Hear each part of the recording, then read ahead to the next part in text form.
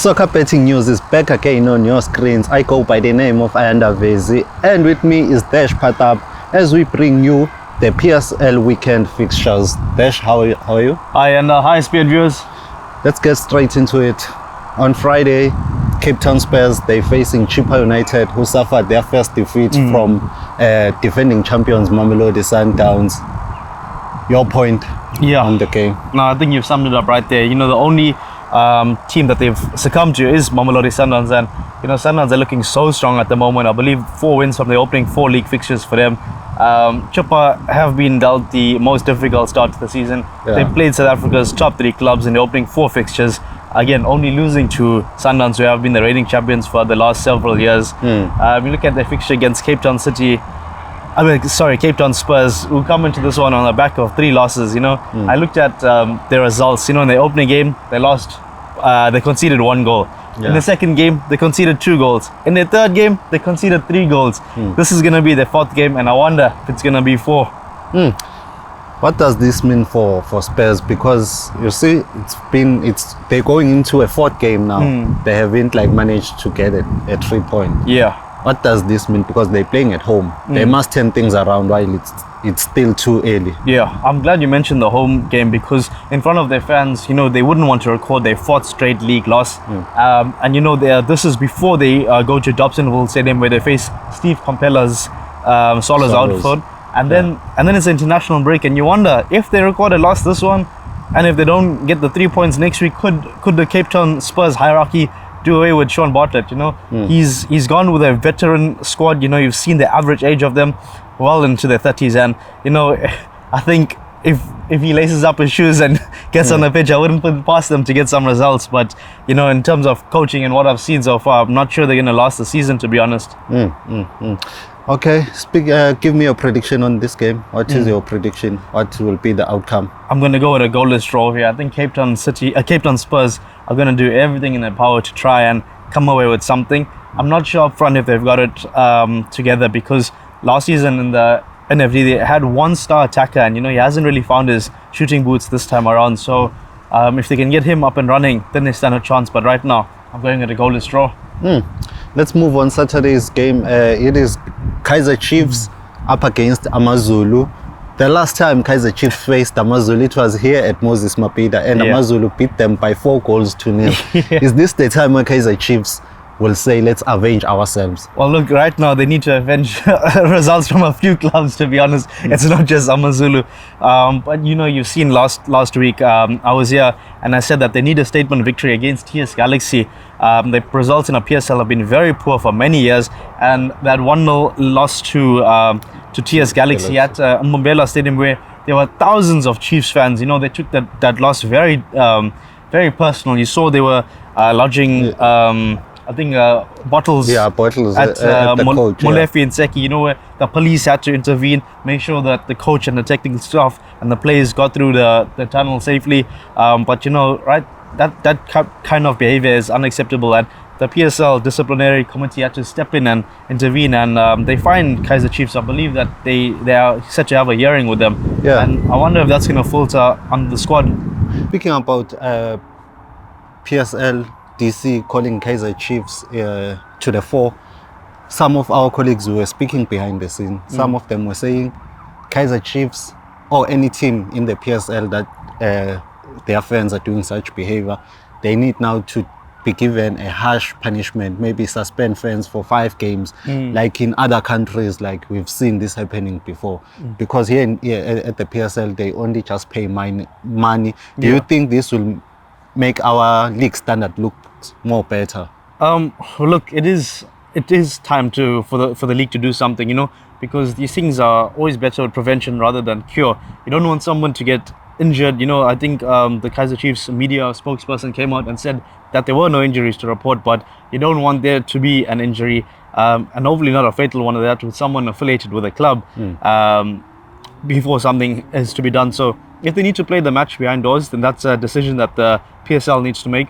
You know, I don't think they'd go as far as docking points or finding them ridiculous large sums of money. But you know, Kaizer Chiefs being arguably the most well-supported club in the country, it would be a very difficult decision to make, considering the millions of fans that they have around the country. But you know, if you look at the amount of security that there are at these fixtures, especially at Chiefs games and Sundowns games and Pirates games, you know, there's security before you even enter the stadium when you are initially coming to watch the game. Then there's security at the turnstiles when you scan your ticket. You know, there's even stadium security, and on top of that, there's even SAPs who are on the pitch. I've seen quite a few police, the national SAPs come through in the numbers.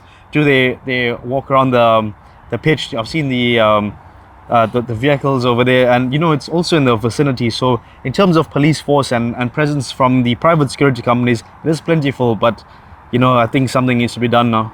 But we keep on, as fans, they keep on blaming the coach. Yeah. But why they don't blame the players? Because the coach, it's not his fault to say to the players, go and miss a scoring opportunity. Yeah.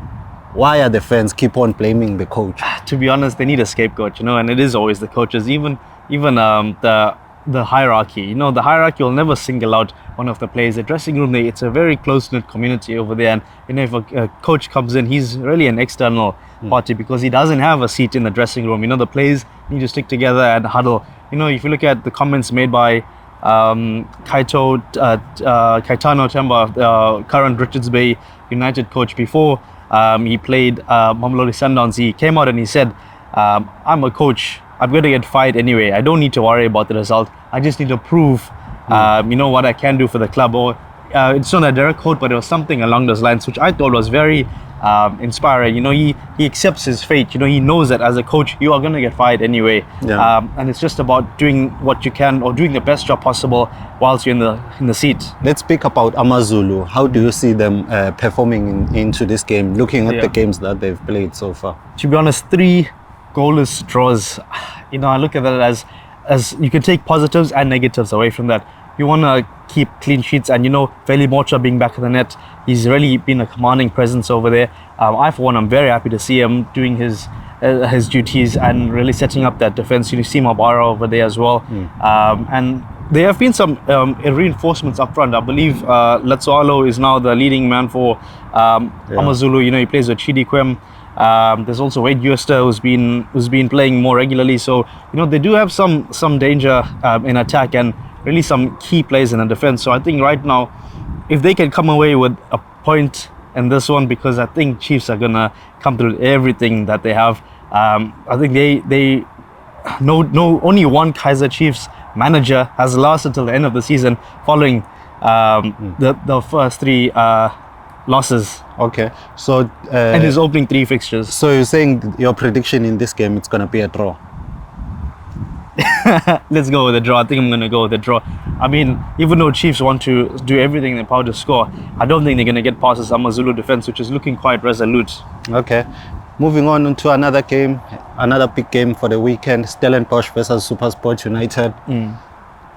Your analysis on that? It's a battle of 2 top-level coaches. You know, you look at Gavin Hunt and what he's done at SuperSport, then you look at Steve Barker and how long he's been at Stellenbosch and what results he's churned out with them. I believe he was with them for 3 seasons in the first division and now 4 seasons in the PSL. 7 consecutive seasons at Stellenbosch. You can just see that his blueprint is there. The players know what they're doing, and they've got some really key individuals. You look at players that have left in the past as well. Ashley Dupree's, you know, last year, Mendita, you know, the top talent goes, but they have been a club that churns out talent, and you know, I think it's going to be a real grudge match because it was Stellenbosch who dispatched SuperSport 1-0 in the MTN8. So I think Gavin Hunt is going to want to get his revenge in this one. So what is your score prediction? My score prediction, I'm going to go with a 2-0 win for SuperSport. Oh, okay. In closing, we close about the biggest game that I think will be during the week. It is, of course, Orlando Pirates going up against Cape Town City. The Mighty Buccaneers were supposed to play this weekend, but due to CAF commitments, their game against the Swallows was postponed.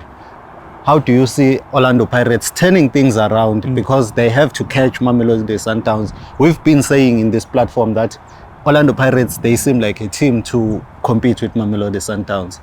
Well, currently, I think the Bucks are in, the Mighty Buccaneers are in some top-level form. You know, if you look at the CAF result, it was a 1-0 away, but now they're going to play at home, before they play Cape Town City on Tuesday. And you know, with the success that they've had in recent years in the MTN8, and you look at the Nedbank Cup, and if you look at CAF, I believe they went to the final, Confederations Cup final, not so long ago. So you look at this fixture, and even the MTN8 this year, I think they dispatched Sekhukhune, I think it was 5-0 or 4-0. Is a huge scoreline over there. So you know, they've got goals in them. This is a home fixture.